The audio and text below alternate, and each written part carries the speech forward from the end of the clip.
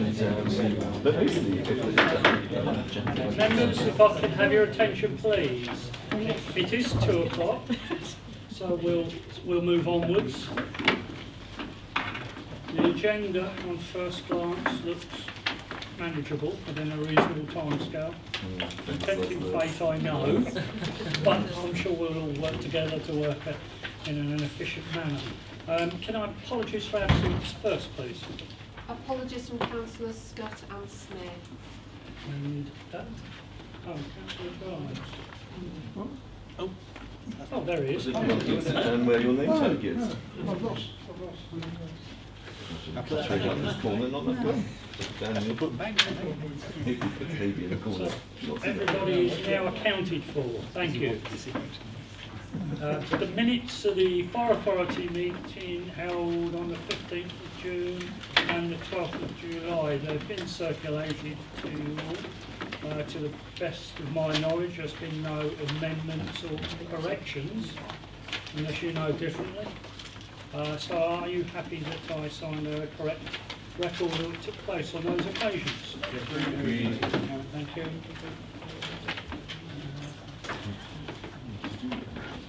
Not much going on with the three, but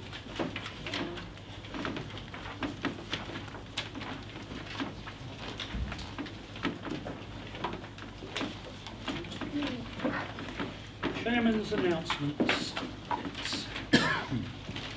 First of all, regarding the Police and Crime Commission, I have tried to keep you all updated as much as possible as things have moved on or not.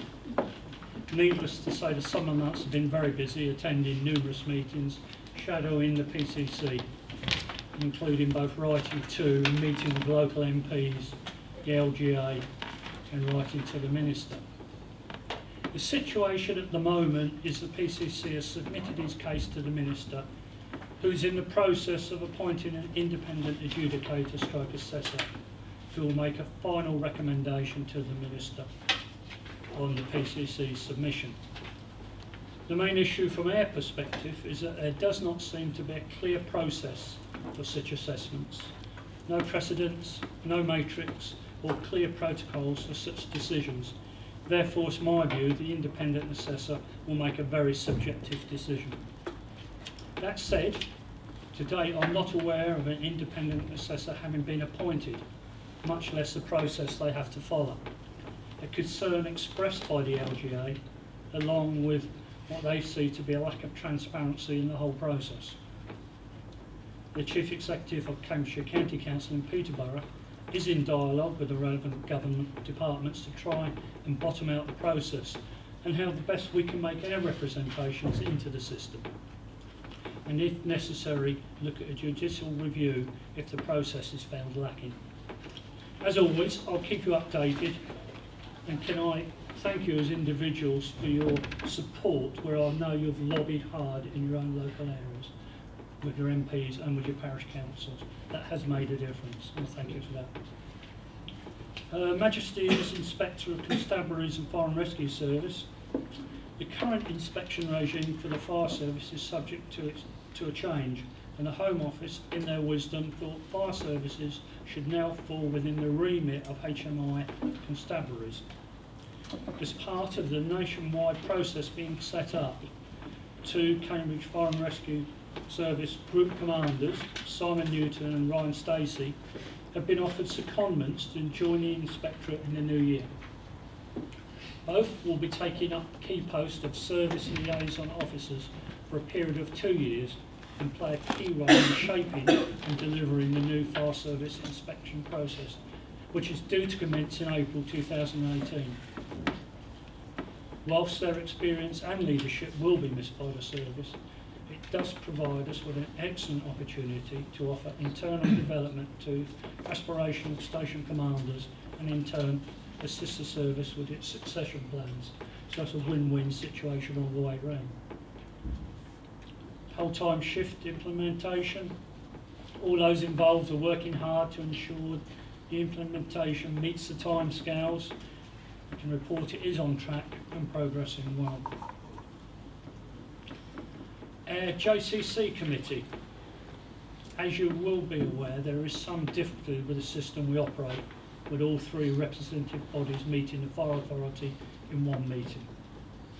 This is unfortunate, as this is the main forum for items of importance to be discussed in the open by all parties. I'm hopeful the meeting we have planned shortly will bring this matter to a satisfactory conclusion for all. The core principles of equality, fairness and using resources effectively can be retained.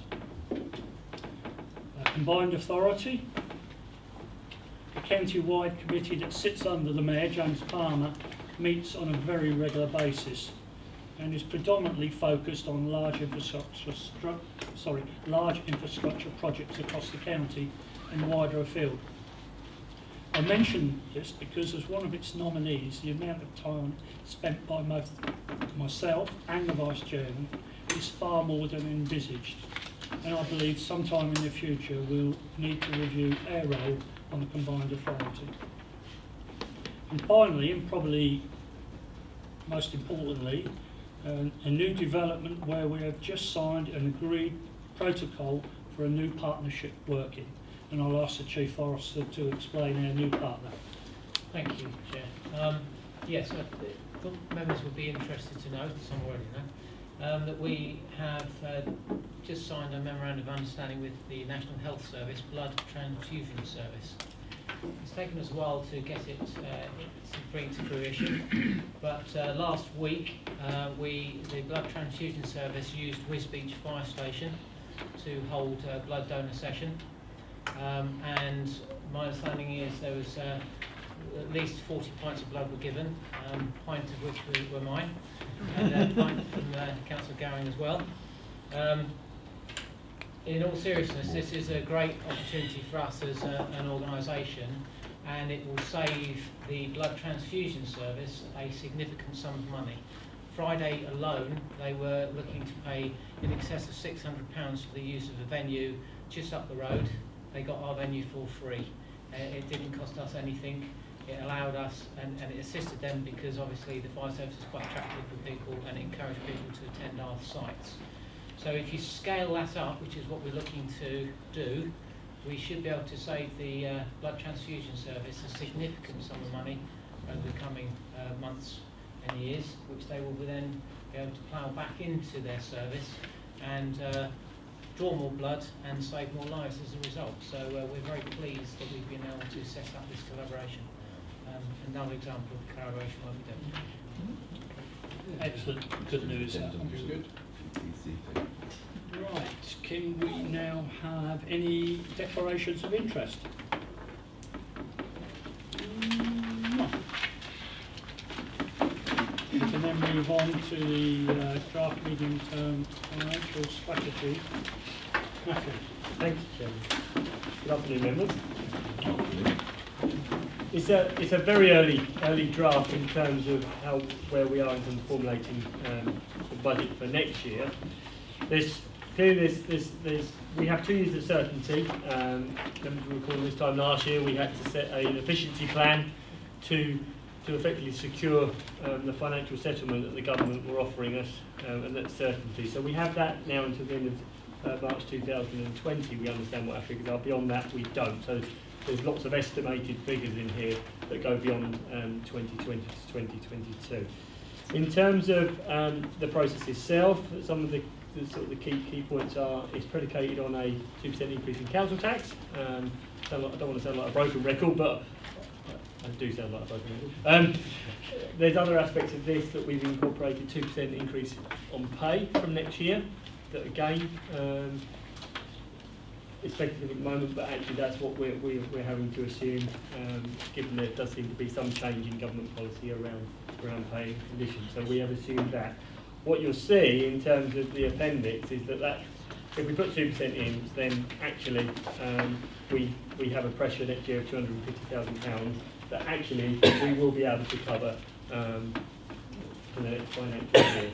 But the fact remains that is obviously on the basis that we do have a 2% increase in council tax. So other than that, in terms of detail at the moment, I'll be bringing a full budget book to the December Policy and Resources Committee, and that will start to break down these figures into significantly greater detail. So you'll have information on what fleet we're planning to replace next year, amongst other factors. So we do start to build it up in much more detail. But at the moment, it was more the process today was to agree the principles of what we're suggesting around a 2% increase in council tax. Obviously, if we get to December and actually we don't need that, then I'll come back to you and I'll reflect that in the updated papers. But right now, as we see it, I can't imagine that is going to change. But we will go through that process over the coming weeks. So really open up to any questions that you may have. Councillor Rogers and then Councillor Henderson. Yes, please, Councillor Rogers, then Councillor Henderson. Slightly worried about the period. We've got three different dates reflected in them. I think Yep. 2017, 2020, then 2.1. We've got 2018 to 2022, and then top of the next page, we've got 2017 to 2022. Yeah. I think I'm working in too many different financial years, Councillor. I think where I'm at is actually 2018-19. It should take us up to the end of 2022 financial year. That's the period we're looking at. What I would say is that we only have certainty for the next 2 financial years, though, in terms of the funding. So that's up to 2020. So there is a slight, Dichotomy of dates, but that's actually where we are. So beyond 2020, that's when the uncertainty creeps in. Because at this stage, I'm not even sure I could project where financial settlements are actually going to go. And that's why it's red. You'll see on the appendix I've put in red beyond, because actually we just don't know at the moment where it's going to go next. So that's the rationale for it. Except for point now, when we come back, you'll get a budget that will be consistent. Can I carry on? Yes, please, supplementaries. 1.22 on page 43. Yeah. You take the CSR period. Just to tell me, how long is what is the CSR? So the CSR period is to the end of the financial year 2020. So March 2020 is when that period ends.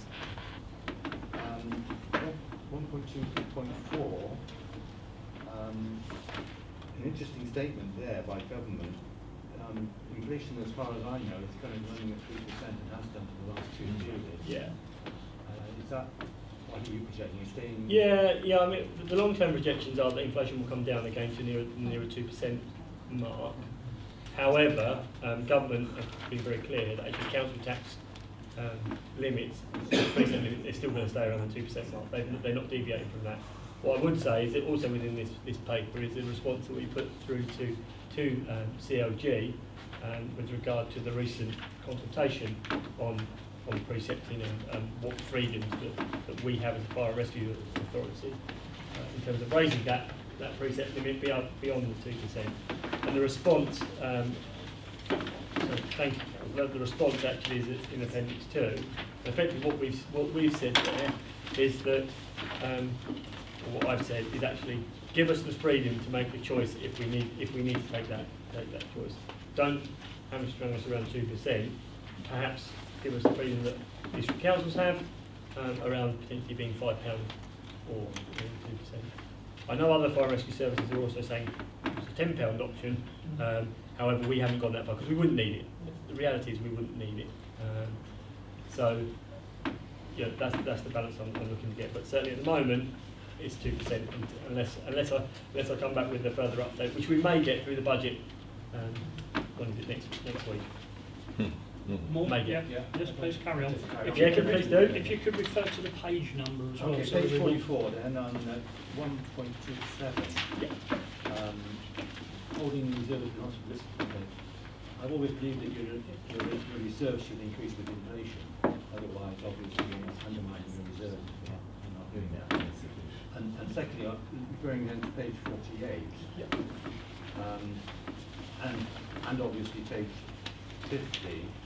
I'm looking at the current reserves of 9.7 million, it says at the top there. Why are we going for a loan on financial years 2021, 21, 22? What's the argument against that? So when this current reserve strategy was developed, and again at the moment, whilst we're going through the process of evaluating Monkswood, I didn't want to preempt the planning decision for Monkswood. So I've left this as the basis that we may need to relocate a headquarters. Hence the reason why a large chunk of those reserves would be used for a new headquarters in the early years. The reality is, by the time we get to December, who knows, we may well have a decision from the local authority around whether Monkswood as a training site is a viable site. At that point, we'll have to reevaluate when these reserves, and obviously that will have a knock-on effect as to when we borrow or if we need to borrow money. You hope that will be reflected in the budget? Yes, it will be. One more enough. I'm hoping to have a decision, even if it's indicative, by Christmas. Yes, please follow it through and then we'll... have some External others. factors 1.41 on the campaign page 44. Sorry, No, that's it. have we taken into account the significant housing growth that's going to happen within Cambridgeshire? Is that obviously reflected in what you're getting from council tax? Absolutely. So within these figures, it is a prudent estimate at the moment, but until district councils confirm their Band D houses. Once they confirm that, again, it will be reflected in these figures. So when I say come December, I'll come back to you with a much more accurate estimate of what it is we need in terms of council tax. And actually, at that point, it may be we'll also know what the pay award will be for firefighters and our support staff moving forward. There are a lot of unknowns at the moment in terms of the requirement of this. But I've brought it early to just get those principles out. I mean, there is a discussion about the pay rate. Obviously, 1% at the moment is just increased. Obviously, it's going to reflect on the total budget. Yeah, absolutely. And the final one is just a point of clarification, if I may, on page 45 and 321. We're looking at the capital programme you've done in, and basically the scheme for further 3 years. Yes.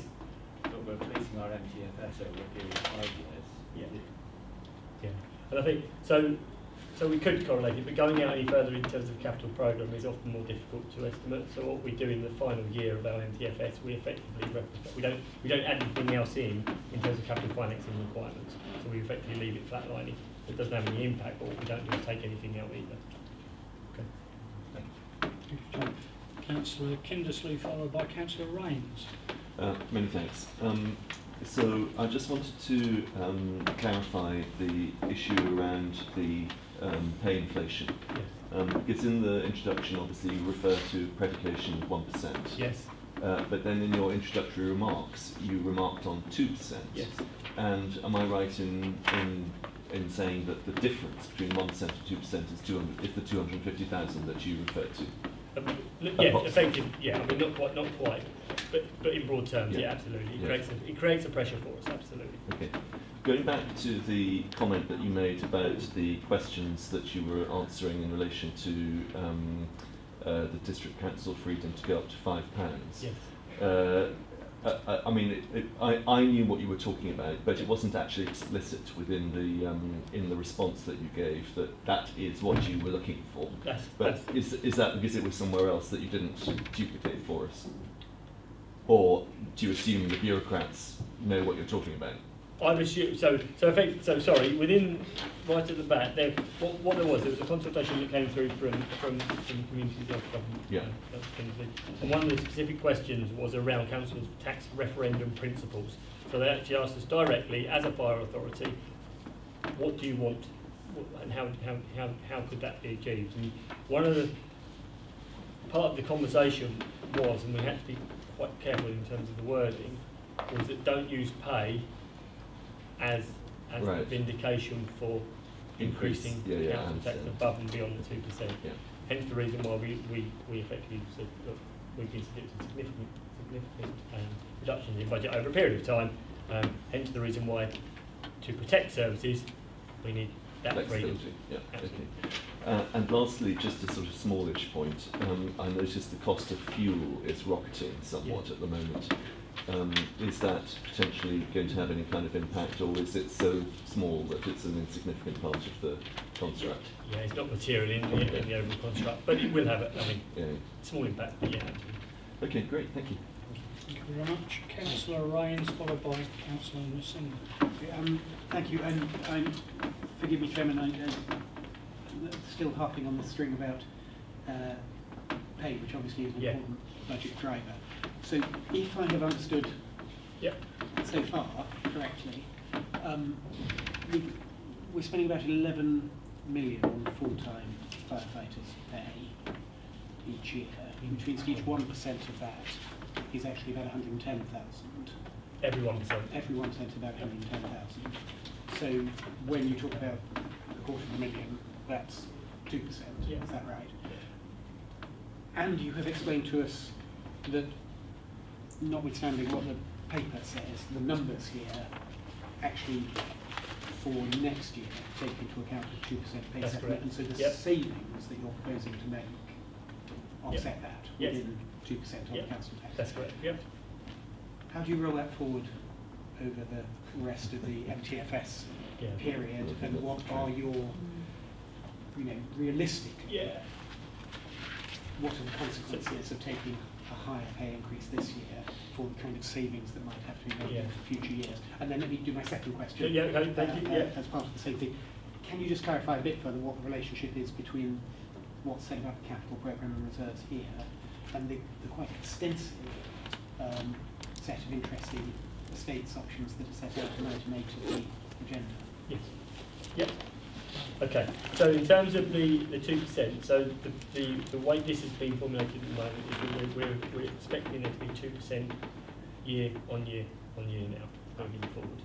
Okay. So in terms of how these figures have been presented, next year was the next financial year was our last significant challenge in terms of the current comprehensive spending review period, because actually the year after we should end up, depending on where pay does go, because it went through 4%, and we should end up pretty much being able to balance the books with the settlement that's been indicated. So we've had the 2 bad years, got this year's sort of in between, and the next year actually is more positive for us as an organisation. Beyond that is where I can't predict at the moment, because I just don't, I really do not know beyond 2020 exactly where it's going to be in terms of pressures for the organisation. So I think I'm comfortable for the next 2 years, relative. Beyond that, we will need to come. We need to come back and have further conversations around where future comprehensive spending reviews actually end up taking us in the organisation. So in that side, in terms of the capital programme, you're right. Item 8 does go through a number of options, and where we're at the moment is this capital programme is based on the historic programme, i.e. the new fire service headquarters. If that doesn't go ahead and we end up building new training facilities, then I'll effectively reprogram it all over a period of time. But it will mean that there's a positive impact in terms of our reserves, because we won't need as much money as we first thought we'd need in terms of new headquarters. So again, Chairman, if I may, Please do, a yep, supplementary that then flows from that. Effectively, then what you're telling us is there's a lot of uncertainty beyond 2020, even though you're presenting what appears to be a 5-year plan. Absolutely. What's the process around revisiting the post-2020 years? Do we have that conversation in a year's time here, or how is it done? Yeah, so ordinarily what I would do, we can only ever set a budget 1 year. So whilst we always project out 1 financial plus 4, we can only set effectively set one year at a time. What I would anticipate is that within the 2-year window, there will be a new comprehensive spending review period, and the figures will be published. And at that point, I would bring a fundamentally new budget back to the Fire Authority for approval for the medium term. I would hope that if government do adopt the same as what the current government have, we'll have certainty, i.e. they'll give us a settlement, multi-year settlement, which is what they have given us. But that by no means guaranteed, because in previous years we've only ever got 1 year settlement at a time. So, but that's absolutely what we do.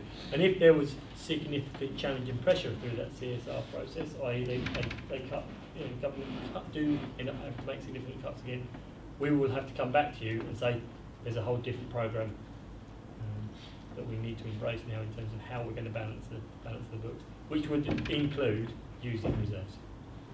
I think it's also fair to say that there is uncertainty even now, because we don't know what the pay rise agreement will be, and there is radio silence on that at the moment. So we know that the FBU has rejected 2%. And we know that talks are ongoing, but we don't know what the final settlement will be, and nothing's coming out to indicate what that might be. So, as Matthew says, if it's around the 2% mark, then we can deal with it.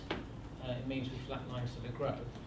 But if it's more than 2%, then that then increases the burden for us. So until we have that clarity, it's really difficult to predict. And as Matthew said, beyond a year, it becomes even more difficult. I think the key point for me really, and it was in the response to the consultation in terms of precepting, just please let fire authorities have the same freedoms as a local authority. Because at that point, then it's within our gift in future. We may not take it, but it's within your gift to make a decision. Actually, you may well go to the £5 if you need to protect frontline services. So that's really all we're asking for, is just that flexibility to be afforded. Are you content, Councillor Rains? Yes, thank you very much. Supplementary. No question for me. Thank you. Any more? Any more? Yes. Just a quick question on pensions, or what effect that can have in relation. So in terms of where pensions are at the moment, you'll probably be aware, in terms of the FBU are currently challenging the transitional arrangements, effectively, that were afforded to introduce the new firefighters pension scheme. That ruling is my understanding is it's expected pretty soon. So, but in terms of where I see the impact at the moment, that's all been effectively set in stone. So the pension cap has been set. So it's a known cost for us at the moment, which is included within those. So right now, I don't see it having a material impact, unless there's a significant change in the ruling, and it means that we have to go back to almost go back to revisit the transitional arrangements. Then it could have an impact.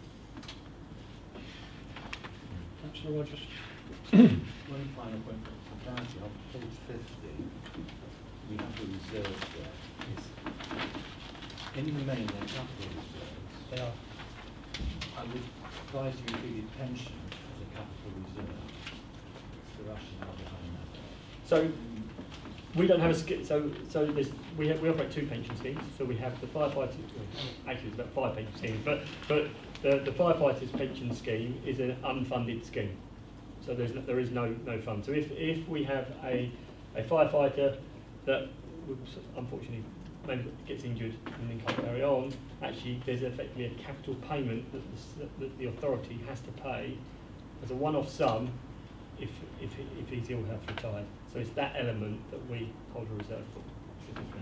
Than the normal pension. It is, yeah. So the local government pension scheme, there's a fund that sits behind that, and their fund would pay it. This one there isn't. Any more? Any more? We're asked to approve the proposed draft financial strategy, and in doing so, we all agree in principle that the precept will be up to 2%, will be 2%, and that gives them something to work on. Are we all in agreement? Agreed. Thank you. Next is the annual report, item 6. Who's taking us through that? Chairman, please. Councillor Carroll. Afternoon, members. Yes, in front of you is the annual report and statement of assurance. So the annual report is our look back on period 16-17. The integrated risk management plan, which we approved some meetings ago, is a look forward. This is the look back. Importantly, on page 62 is the statement of assurance. That's a requirement on the authority under the Fire and Rescue Services National Framework to publish annually their statement of assurance, and that's on page 62. So I'll just draw your attention to that before we move forward. The report takes us back over the past year and shows actually quite interesting the amount of work that's been done by the service and the authority over that period of time. I think the year at a glance on page 58 kind of sums things up, things ranging from new PPE for our firefighters to charity events and even dancing firefighters. That's 16-17 for us. The report takes you through a number of the kind of So statement of assurance is the legal responsibilities of the authority as well as those of the Chief Officer team. Page 67 picks up our equality objectives and our values and gives you a range of areas there in terms of the achievements that we've achieved through 16-17. And then on page 68, it pulls out the key areas of the integrated risk management plan for last year. So not the one you approved some meetings ago, and this is a little confusing because we're just moving through the transition arrangements to the new IRMP, but that's what we said we'd do last year, and then it moves on to talk to you about what we've actually achieved against those priorities there. So it looks a little different to what you approved some meetings ago, it's because it's last year's and you approved obviously this year. Page 71 talks a little bit about Cambridgeshire and Peterborough.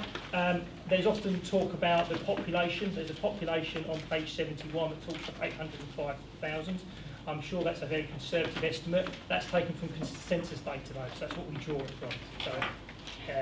So we have to link it to something, and the annual report has to be linked to the census data. So yeah, so it may be well in excess of that now.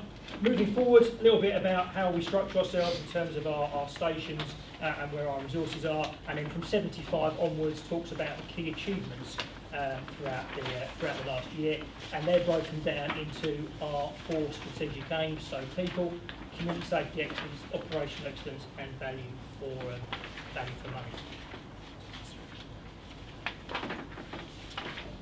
Each of those areas has a case study, which is an area of notable practice. So if you see under the community safety area on page 81, there's a whole area there around our new Safe and Well initiative and the work we're doing there, linked to the NHS and various others to make sure we make every contact count in terms of going to people's phones.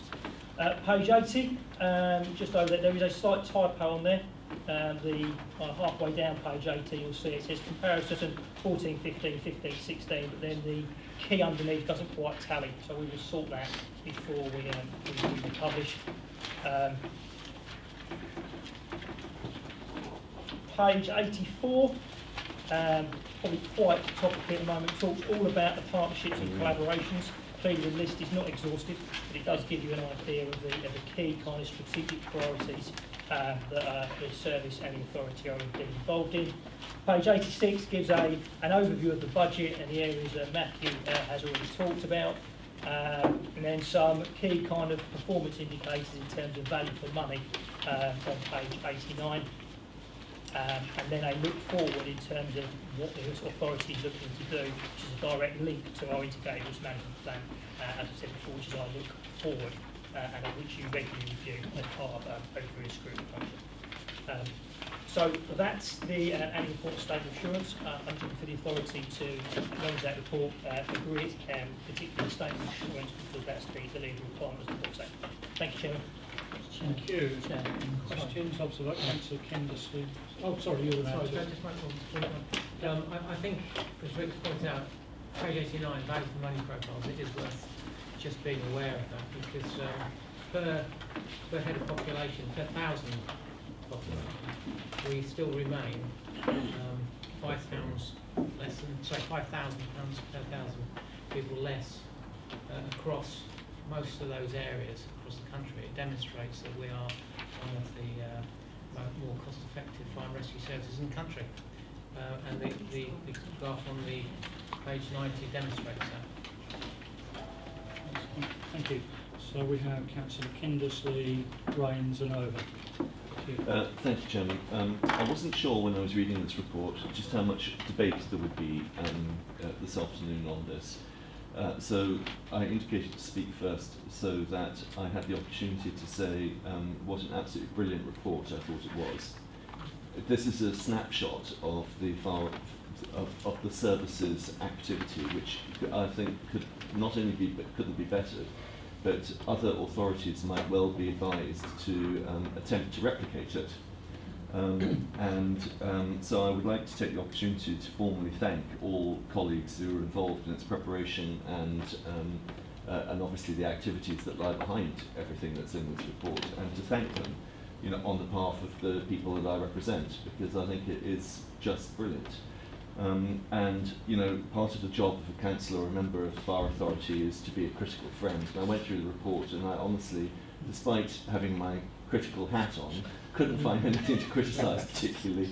So I hope that a well printed and perhaps beribboned copy could be taken round to the Police and Crime Commissioner, and perhaps with a message from you, Chairman, saying if you can beat that, give it your best shot. So I think it was brilliant, and I hope it has a wide circulation, because I think that actually it's easy to read, it's very, very accessible. It could be really dull in an imaginative and useful way. So I presume it's going to be sent to parish councils and Uncle Tom Copley and all great libraries and so on. So well done. Thank you. Thank you very much for that kind acknowledgement. Yes, it is a good document, and for it to be recognised as such in a public forum, it is credit to those who are involved with it. So thank you for that. Councillor Rains, followed by Councillor Over. As so often, Chairman, I find myself in complete agreement with Councillor Kindersley. This is a terrific report. I was going to pick up the point Chris has already mentioned, that table on page 89 about the, what used to be called the Audit Commission families or whatever. It shows this is a really efficiently run service. But actually, it's not just that dry stuff. The emphasis on the amount of prevention work that's done, and then the way you're able to show how that's feeding through in terms of incidents. The narrative, it's lovely narrative month by month that actually balances reacting to major incidents against partnership working, preventive working, all the themes we want to bring out. So actually without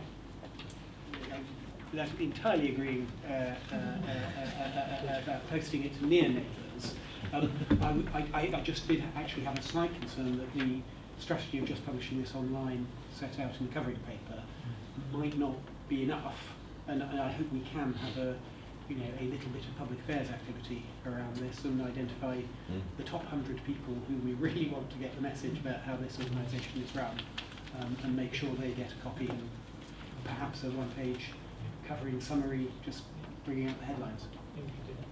Yeah, thank you for that. And I think in the past we've hidden our light under a bushel, and people don't actually realise what's been going on. The suggestion you made is actually we need to start banging our drum a bit and saying, look, this is happening.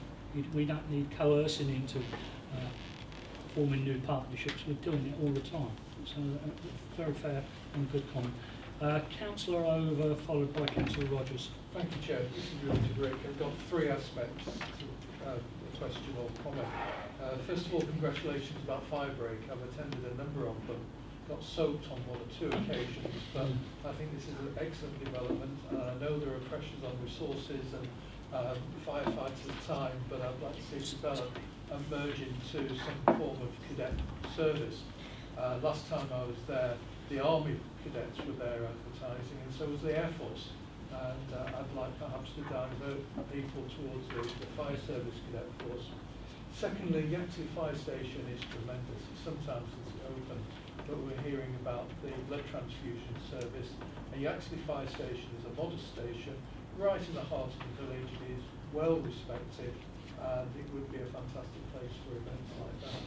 And lastly, with regards to staff visiting Peterborough mosques, the mosques are tremendous about inviting people to go and see them, but invites to the mosques to go and see other activities are often limited, and it might be an idea to invite the mosques to come along and see some of our fire stations or even headquarters in the future.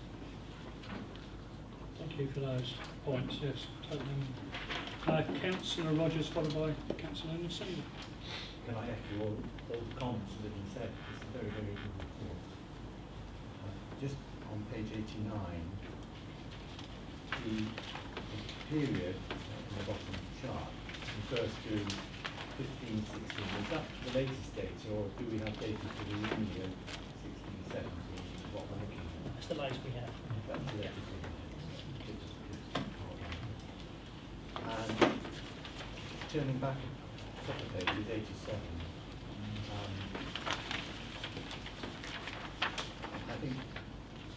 page for those dealing in finance, I'm not quite sure that members of the public will adapt to such a presentation, but I can see why you've done it, and I can see why the little explanation at the bottom refers to the minus and the positives. But as a public document, I questioned it, but I can't see any other way perhaps that you can present it, but I think it'll be skipped over by most people. Councillor Singer. It's a slightly different take on. I mean, it is an excellent document. Actually, the thing I want to ask about is an area of our work which has come up in a different place, which is road traffic accidents, and the fact that there's been an increase in the number of road traffic accidents across Cambridgeshire, quite a significant increase. I just wondered, it is, I mean, the fact that we do quite a lot of work with road traffic accidents is referred to in here, but it's referred to quite lightly.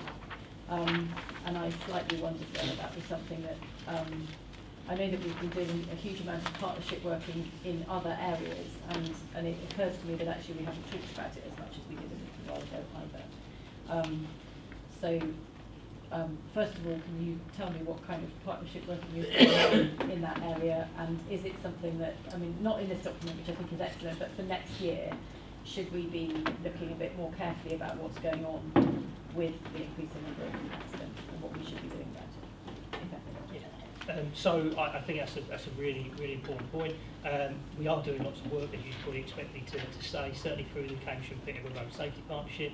We talked about before, road safety in Cambridgeshire is particularly challenging because it's difficult to identify a group of people that you can go and kind of engage with because of the transient nature of the road network that we have within Cambridgeshire. The fire services role is very much about education, and we've got a number of programs through the Road Safety Partnership about making awareness of the dangers of driving in a particular way, and the causes that lead to accidents. And there's a campaign that's being launched tomorrow, I think, actually, around some pictograms, etc., that are going to go on the back of our vehicles to kind of bring out some of those causes and just raise attention to things like being on your phone while you're driving, etc., etc. The other area that actually we are very involved in terms of road traffic collisions is our response. And our response to those types of collisions, which is why the authority took the decision some time ago to upgrade the equipment that's carried on our fire engines. So those appliances that are getting there now carry all the equipment and crews need to extricate people quickly and get them off on their way to hospital. We'd rather prevent it, but in the event we can't prevent it, our response is equally key. So there's lots going on, but I do agree. I think some sort of presentation, perhaps we could get Chris Parker and the team to come and talk about some of the detail work, perhaps a member seminar, which will give you some of that more detail that's going on. Okay, thank you. That covers the points that you raised, yeah? Yeah, it is. I know follow up from the things later. Thank you. That's fine. Councillor Aidy. Thank you, Chair. If I'm reading this correctly, we seem to have for 2 years running an increase in deliberate fires. That concerns me very much, and obviously a waste of money. How many of the people causing these deliberate fires are we actually bringing to account? Do we actually keep a note on that? And how are we doing it trying to reduce deliberate fires? Okay, so a vast majority of those deliberate fires are in the Peterborough area, and we have a good relationship with the police through the Safe Peterborough Partnership and the Prevention and Enforcement Services that are now in Peterborough, and we are reducing those numbers and working closely with the police where we can to bring those people to account. A lot of it is small fires, so it's small fires in the open, etc., often seasonal spikes, etc., etc. So those numbers are coming down. You're absolutely right, we continue to see them. They've gone up over the last couple of years, and we continue to work with partners where we can to reduce those. Give you some more detail afterwards, Council, if you like, some of the specific activities that I don't happen to have, but there is some work going on in those areas. We are seeing them reduce, certainly in the Peterborough area. The deliberate fires, I think it's Peterborough account about 60% of our calls at the moment. So. And most are like wheelie bins and things like that, really.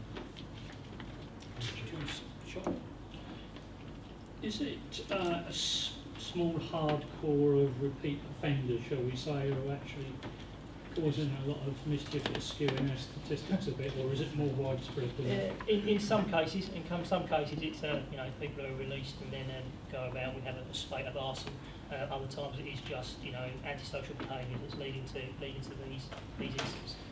It is prioritised now through the Peterborough Enforcement Services, but it is a particular challenge in certain parts of our community. Thank you for that. Councillor Bywater. Thank you very much, Chair. Just a quick one on false alarms, really.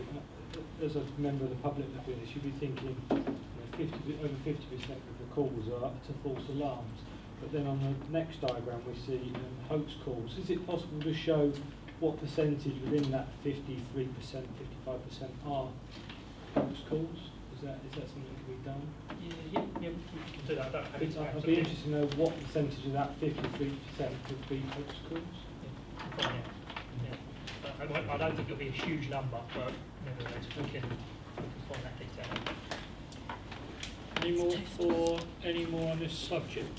So, judging by the remarks we've received, we're being asked to agree the draft annual report, and in doing so, that we'd like to see a high-profile launch or press release, and with the widest possible circulation, including the Police and Crime Commission.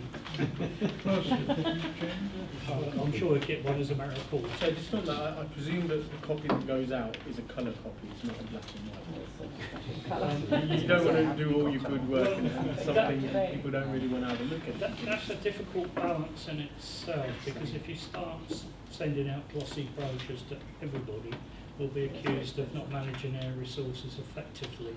So there's a balance there somewhere. I'm not sure how we've done it in the past. I understand the point you make. You can't always pick up the statistics in black and white. So that's a discussion that we can have, and we'll circulate it in the best and most cost-effective manner, rather than being accused of sending glossy brochures far and wide. We might send a black and white copy to the PCC. Can you, would you confirm you have to accept that? Yes? Yeah. We'll move on then. Now, items for information, the corresponding update. Is that you again? It's not, but Simon's going to take us through it. Simon's been leading the work. Thank you very much indeed. I presented a paper to local scrutiny, I think it was early September, bringing you up to speed with where we've been corresponding for over the year, 14 months at that point. The reason I'm back in front of you today is that as of the 18th of September of this year, the trials under which we were running our corresponding trials have been ceased from the NJC. So I'm just here today to explain to you what we're doing, why we're continuing to do it, and some things we'd like you to agree in terms of next steps moving forward.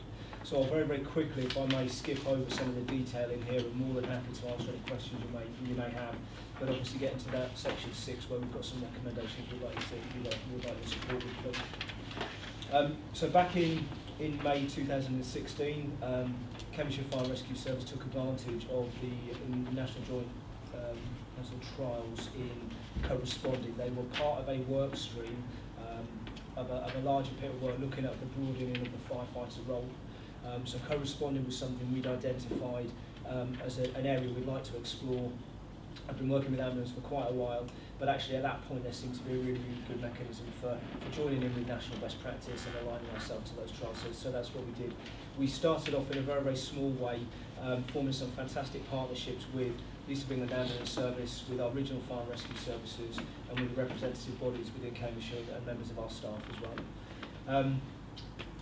We have run those trials now for 18, 19 months, and we've had some fantastic feedback, both be it in terms of East of England Ambulance Service and some of the networks we've been able to put in place with those, improvements to service and equipment that we have within Cambridgeshire, which is not just being limited to corresponding, but also to the wider service, which has been really useful.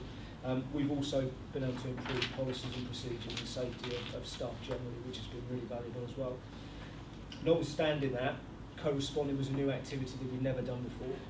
And what has been highlighted through those trials is a number of other areas where we need to support our staff better. And we've been working really closely with the stations that do the corresponding activities to try and identify what training they need to enable them to deliver their role properly, what equipment they need, and how we can support them moving forward.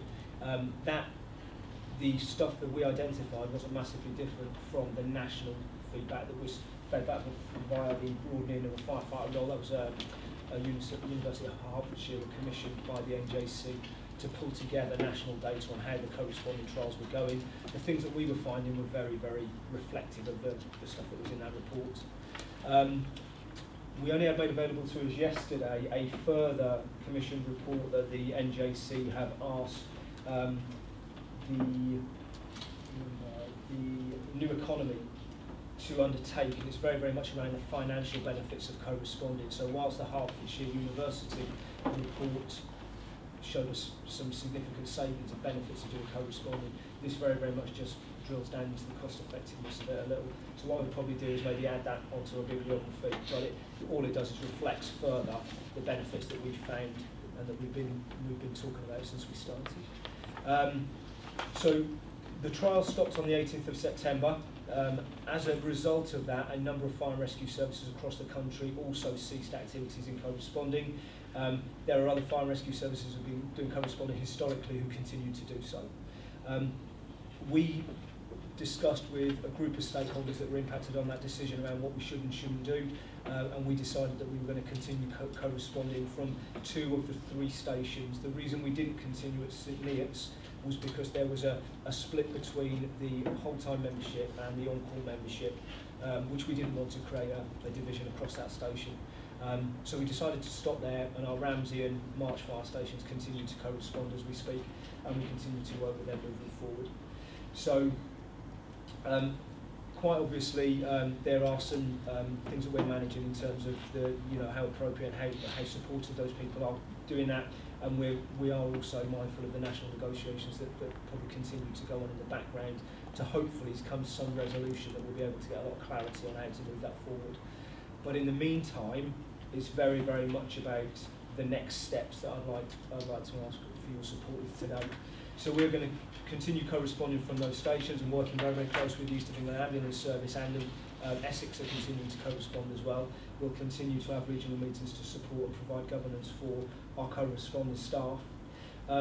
We are going to ensure that any of the outcomes that we found over the period of the trials are continued to be delivered. So, for example, we identified that bereavement training for staff was really, really important. That was being highlighted locally and nationally as an issue. We delivered our first cruise bereavement training session at March Fire Station at the weekend, and we're doing a further one at Ramsey Fire Station at the beginning of December. Another example is we've also identified that conflict resolution training is something that our staff said they'd find really, really valuable. Ambulance Service have only just recently sourced a provider to do that, and we will look to link in and deliver that through to our staff as well. So anything we can do to continue to support them will be done. Co-responding is being managed within the project governance framework that we have within service, and our board have committed to doing an options appraisal involving all stakeholders around the future for co-responding, which we would like to bring back to you to ultimately decide how we move that one forward in absence of a national agreed position from the NJC. Really, that is me. I'm open to questions if you have any. Thank you. Thank you for that, Simon. I should have introduced him as Group Commander Simon Newton, who I mentioned earlier on. He will be going next year on 2 years secondment to Her Majesty's Inspectorate. I'm sure we all wish you well. I'm glad you saved that till after I finished, actually. He's one of them. Questions or any points of clarification? Or are you just happy to receive the update?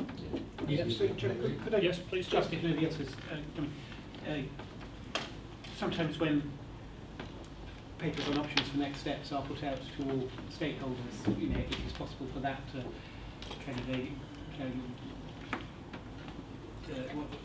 what's the word? The passive resistors kind of get hold of things.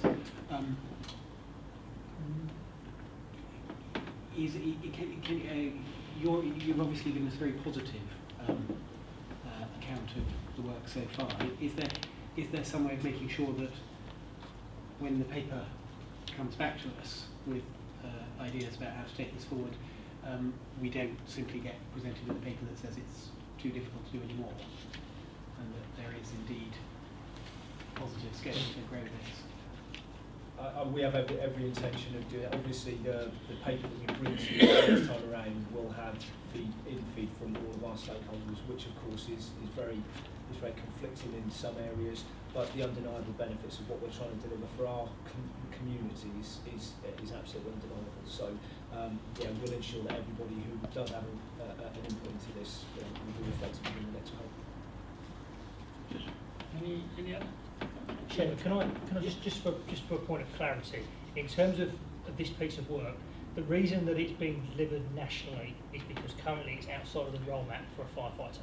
That's important to know. It's not that people don't necessarily want to do it, it's currently outside of the role. So we're reliant on volunteers. So it'd be much better if nationally we could get agreement that it's, through that actually we can include it. That would make things more difficult. If we can get that, fantastic. If we can't, then that's the option that we'll need to bring back in terms of then an options appraisal about how we may be able to deliver corresponding Cambridgeshire in the absence of any national agreement. Thank you for that. So we've noted the contents of the report and it's been received as such. We now move on to the estates, and that's Matt. It is. Okay, just an information paper just to hopefully bring you up to speed where we're at on a number of sites where we're looking to collaborate with partners. So just running through the paper, Huntingdon, again I won't go over too much background, but we were looking at a site at St John's because they combine headquarters, training facility and new fire station. Clearly we are assessing the options of using police land to site a training facility up at Monk's Wood. We are still waiting for Natural England to provide feedback from the consultation with regard to that site, because there is ancient woodland adjacent to the site. However, what I would say was the initial meeting with planners was positive, so but watch this space. We hope to have a decision before Christmas. In terms of other police land, we're also looking at a site on the front of the police headquarters, to potentially put a new fire station. So that assessment is also going on as we speak. Obviously we haven't got to the point of pre-application or planning or anything like that at the moment. We're just trying to assess, is there a suitable piece of land just over the way. What it does mean is for this site, if those two did come off, we'd be staying here for the foreseeable future, so we'd have to do something in terms of upkeep of this building to make sure it's sort of more fit for purpose as we move forward into the future. So that's what's happening with regard to Huntingdon. We are keeping the developer at St John's is well up to speed with what, and they are working with us, particularly in terms of the Monk's Wood planning. They're working with us on that. St Neots, particularly the police have a large site at St Neots. The likelihood is that they don't use it to any extent. They do need a presence in St Neots. Clearly we need a presence and we need a fire station. So the option, probably the favourite option at St Neots will be for them to move into or onto the fire station, but it would need some adjustments, probably an extension, which obviously the police would have to pay for if that did come to fruition. So again, at the moment, what we're doing in terms of St Neots, from a police perspective, they're assessing what they can do with their existing site. Can it be developed for housing or another thing? So again, hopefully a positive impression in terms of what we're doing in terms of collaboration. St Ives, this has changed since I wrote the piece. There's been a changing in planning rules at the District Council. So for St Ives, as it stands at the moment, both St Ives Police and Fire Station sit in, I think, what's called a Category 3 risk for flooding, hence the reason, so we'd be highly unlikely with any development to get planning on either site. So right now, I think St Ives is quite difficult, so it's to be considered further. So at the time of writing this, I was upbeat. I'm not quite so upbeat now, so we may well need to come back to St Ives for the future.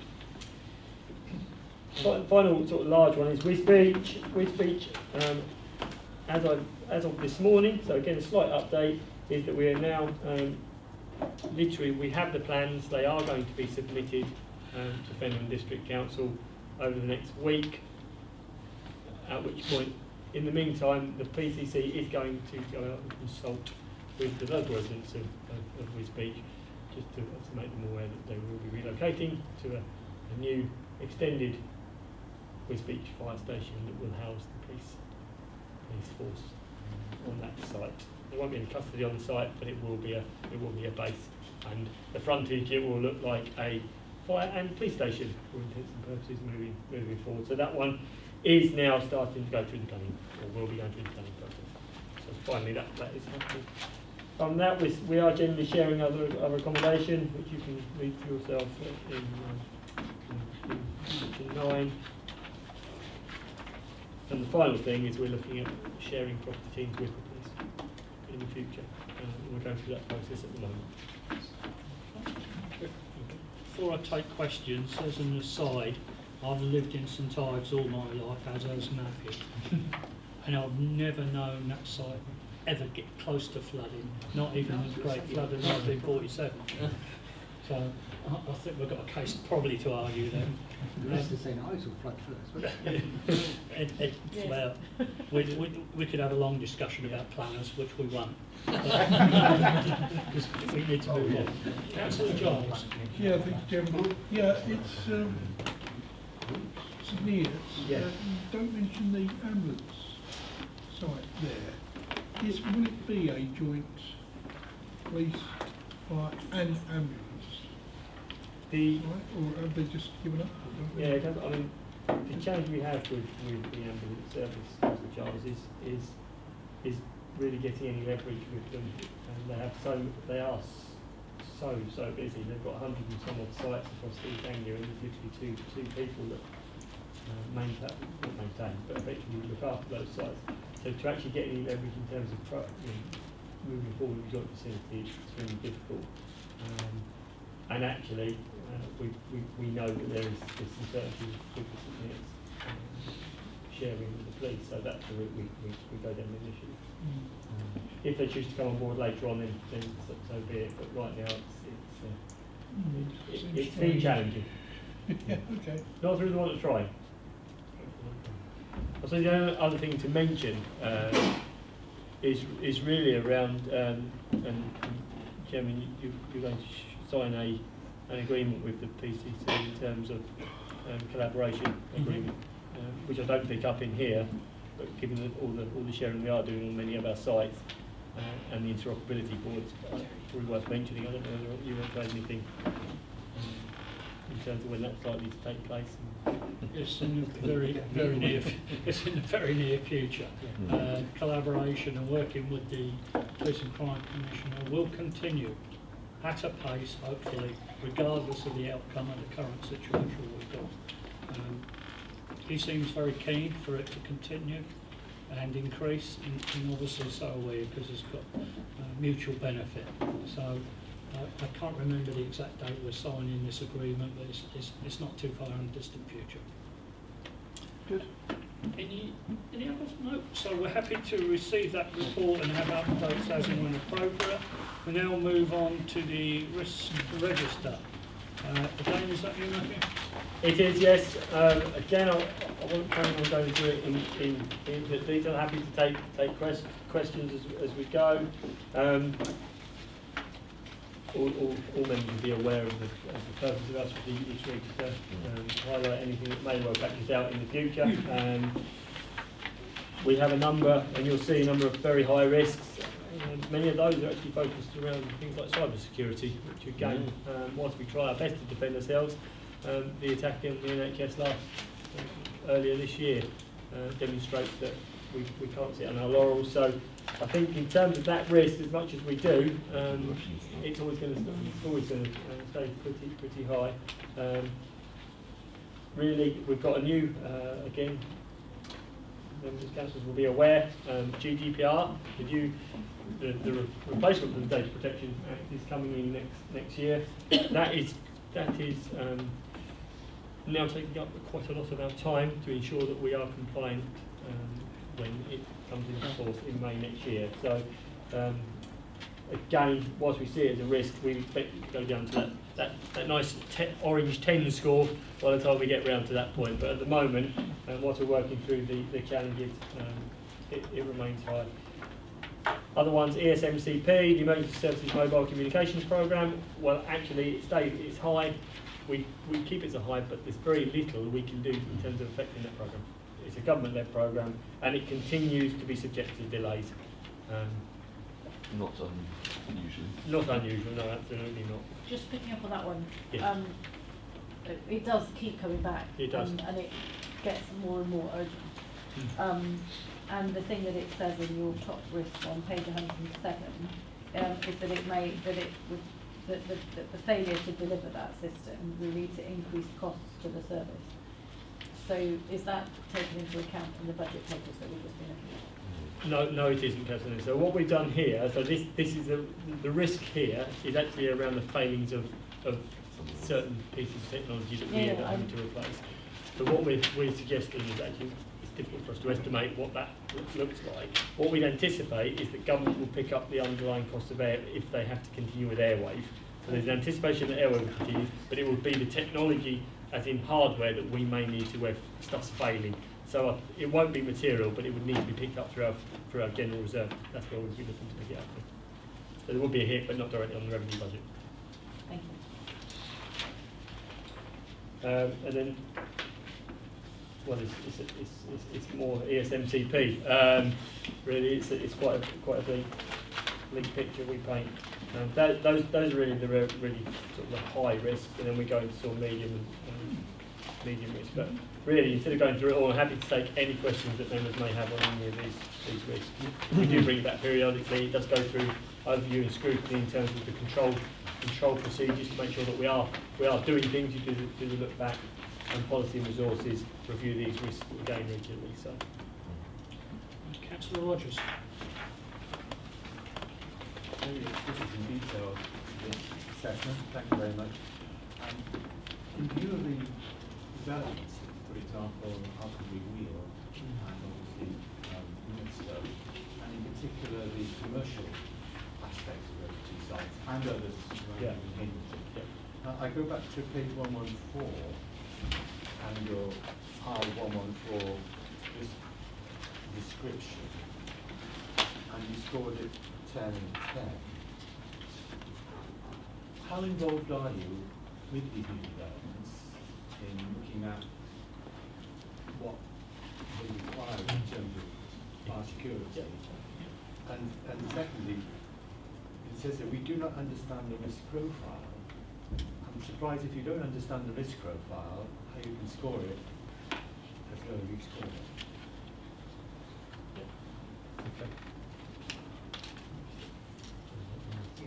So we have the risk itself is talking around the capacity within our teams to conduct the engagement that we need to do under the fire safety order for non-domestic premises, and with so many we have and such a relatively small team, it's about making sure that actually we can do enough of those visits to get an understanding of the risk profile. So with a reduced team, massive developments, there is a risk that we don't engage with enough buildings to be able to reassure ourselves that they're compliant with the fire safety order and gain a picture.